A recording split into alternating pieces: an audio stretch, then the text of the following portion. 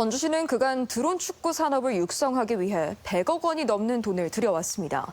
산업 생태계 육성을 명목으로 민간단체인 드론축구협회에만 각종 출연금과 민간 경상 보조금 수십억 원이 지급됐는데요. 막대한 예산 지원의 이유가 지역 산업 육성이라는 공익 목적이라면 왜 산하단체 설립을 통한 투명한 운영이 아닌 특정 민간단체에 대한 집중 지원 방식인지 의문이 남습니다. 정자형 기자가 취재했습니다.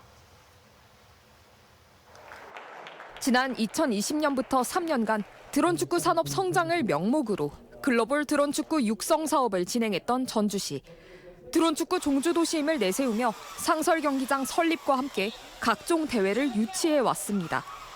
전주시는 지역 경제에 도움이 될 것이라는 가능성을 붙잡고 있습니다. 드론 기업이 발전하고 매출이 늘어난다는 것은 일자리가 더 늘어난다는 거예요. 네, 그래서 드론 축구 대회를 단순한 대회로만 보지 말고 그 관련해서 기업들도 늘어나고.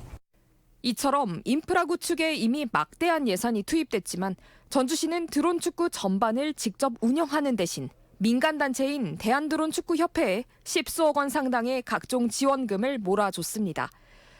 우선 협회 설립 직후부터 3년간 보조금 성격으로 직접 지급된 지원금은 10억 7천만 원 상당. 즉 1년 평균 3억 원 이상 지급된 꼴입니다. 그런데 지급 절차가 석연치 않았습니다. 전주시가 전주정보문화산업진흥원에 협회 몫의 출연금을 교부하면 진흥원이 협회의 사업을 위탁하는 형태였기 때문입니다.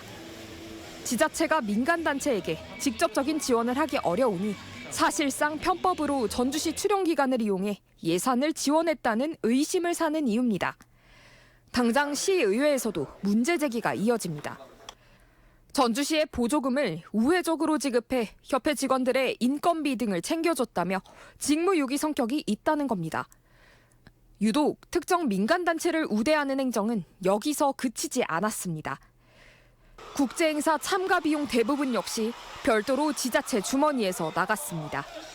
드론축구협회와 국제연맹은 올 1월 미국 라스베이거스에서 열린 CES 가전박람회에 참가했는데 당시 나흘간의 행사에 들어간 7억 원 가운데 도비와 시비가 무려 6억 원에 달합니다.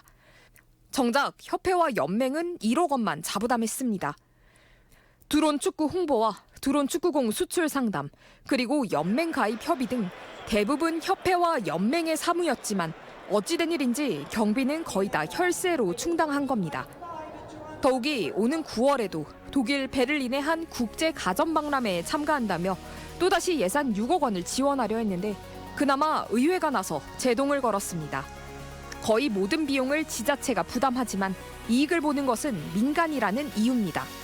거의 6억 비용을 저희가 다 내는 건데 관련한 홍보 내용들이 좀 충분히 반영되어야 될 것 같아요. 아니면 드론축구 연맹에 의해서만 아마 이루어질 확률이 높아요. 오랜 시간 드론축구 띄우기가 진행되고 있지만 정작 돈을 부어온 지자체로서 챙길 수 있는 이득은 미지수입니다.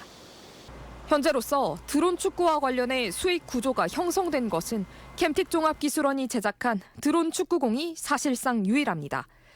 이에 전주시는 캠틱이 장기적으로 민간 기업에게 드론 축구공 제작 기술 이전을 추진해 수익을 배분할 것이라고 전망합니다.